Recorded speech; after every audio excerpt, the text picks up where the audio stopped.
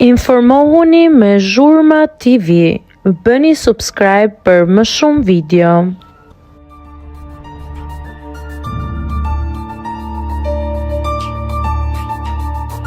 Tjetëshmet është ndryshe nga sa duket.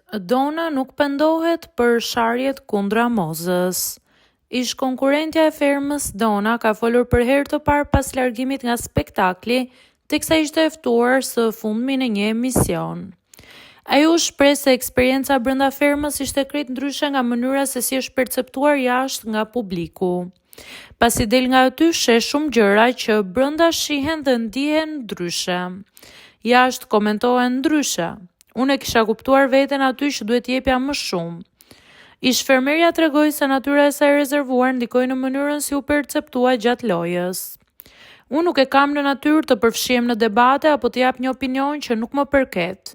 Siç është parë, kam hyrë vetëm aty ku kishte të bënte me mua. Ishte pra imitet që emri im dilte i pa preferuar. Mu duk pa sens që publiku nuk po më kuptonte, ndërkohë që gjendesha përballë sfidës që ishin pika ime më e fortë.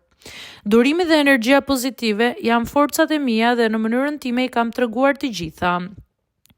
Një nga momentet më të komentuara ishte përplasja me Mozën, për të cilën Dona sqaroi se nuk është penduar. Është keq kuptuar, por edhe sot do bëja të njëjtën gjë nëse dikush do më mërziste. E kuptova popullaritetin e saj, por kur të mërzit nuk druhesh t'ia thuash.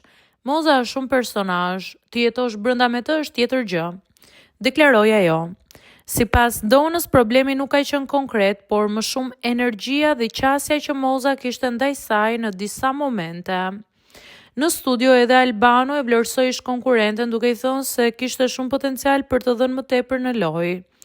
Ndër të tjera, Dona zbuloi se zhgënjimi më i madh për të ka qenë Iliri, ndërsa shtoi se miqësinë dëshiron ta ruajë me Sonin, Olën, Adin, Gresën dhe pjesën tjetër të fermerëve, përfshirë edhe Mozën.